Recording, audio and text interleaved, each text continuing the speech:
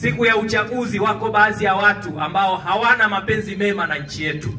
Wameshawishi vijana, wako wengine wakawalipa fedha, wengine wakawajazia mafuta kwenye pikipiki ili kuwashawishi washiriki katika vurugu.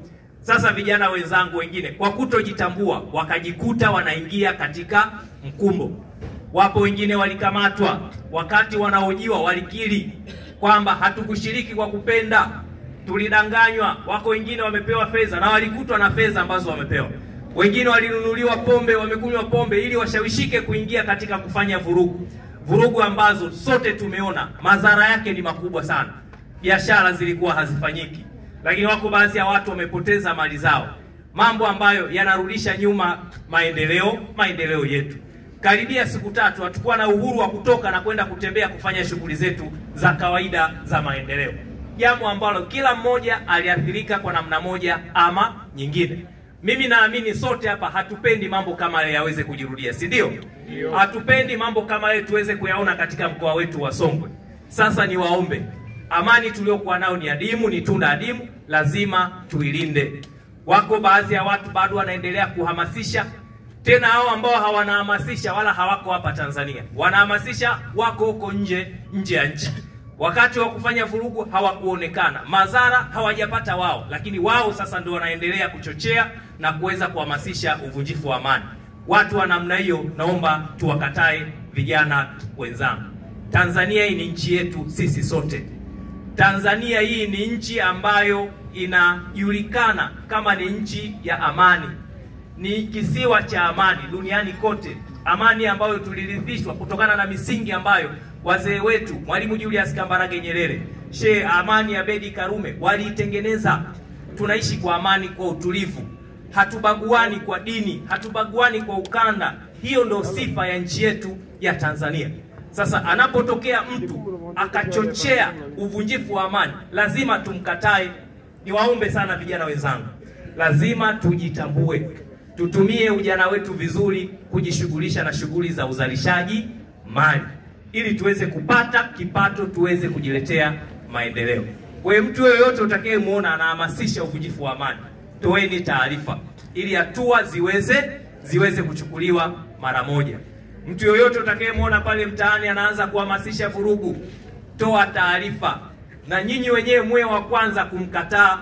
Yako baadhi ya maeneo wale watu walipojaribu kwenda wakakuta wananchi wanajitambua, wakawakamata, wakapiga simu polisi wakaenda kuwachukua. Wengine walipojaribu kwenda maeneo mengine wananchi wenyewe wakawafukuza, hawakuweza kushawishi katika baadhi ya maeneo. Lakini kuna baadhi ya maeneo mengine vijana walishawishika. Walipewa fedha, wengine walinunuliwa bangi, wengine walinunuliwa pombe wakanyweshwa kwa ajili ya kushiriki katika shughuli za. Mambo ambayo ni ya hovyo, hayakubaliki katika wilaya yetu, hayakubaliki katika mkoa wetu. Kwa ndugu zangu, niwaombe tudumishe amani na utulivu ili tuendelee kufanya shughuli za kilimo ambazo tunazozifanya, tuendelee kufanya shughuli za uzalishaji mali. Amani oye! Amani oye! Bila shaka ndugu zangu mmenielewa, si ndio? Wangapi wameelewa huu ujumbe wa kutunza amani?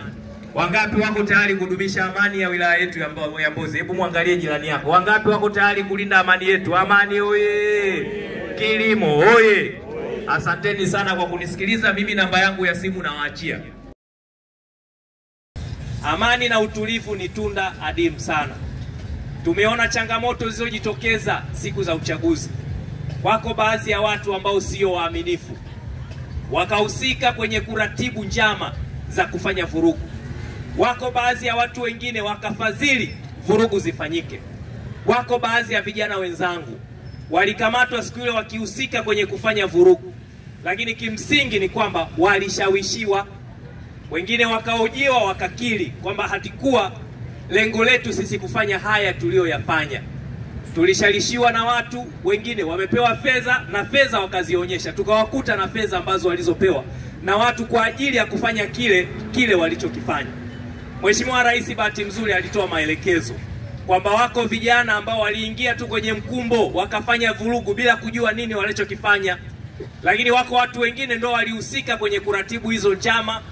Kuna wengine wakatoa fedha, kuna wengine walikuwa wananunulia pombe vijana, lengo kuwashawishi waingie kwenye yale machafuko.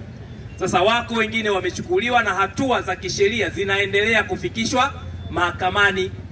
Sasa niwaombe wale ambao mlijiingiza kwa kushawishiwa lakini mkapata msamaha kupitia rais wetu wa Jamhuri ya Muungano wa Tanzania, msijaribu tena kushawishika kuingia kwenye machafuko. Tumeona madhara ambayo tulioyapata. Wako baadhi ya wafanyabiashara biashara zao ziliporwa. Wako baadhi ya watu walishindwa kufanya biashara zaidi ya siku 3, biashara hazifanyiki, watu wamepata hasara. Na wananchi waliokuwa wengi ni wananchi wenzangu ambao tunaamka asubuhi, unafanya biashara yako, unapata kipato kwa ajili ya kulisha watoto wako. Mama yangu yule pale anauza embe. Anauza embe pale, fedha anayoipata ndio fedha ambayo anategemea leo wakale. Kesho asipofanya biashara ya kuuza embe, wanaweza kula kesho?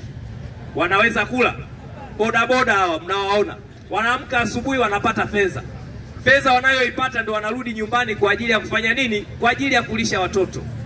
Asipoendesha bodaboda kesho, maisha ya kesho yanakuwaje?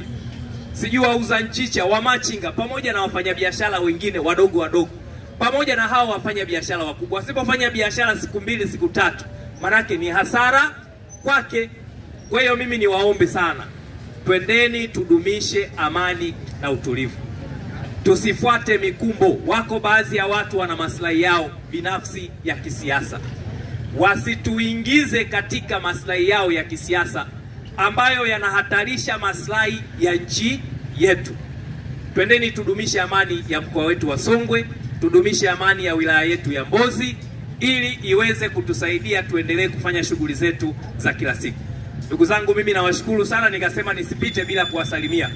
Sababu nimewakuta hapa mmekaa, nikasema niwasalimie, lakini niwaambie tunafanya nini na niwapatie ujumbe ambalo niliowapatia. Mbozi oye!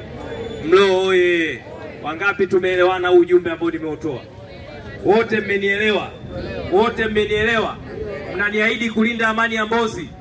Wangapi wananiahidi kulinda amani ya Mbozi? Wangapi wananiahidi kulinda amani ya Tanzania? Mwangalie jirani yako. Wangapi mnaniahidi kulinda amani ya Tanzania? Tanzania oye!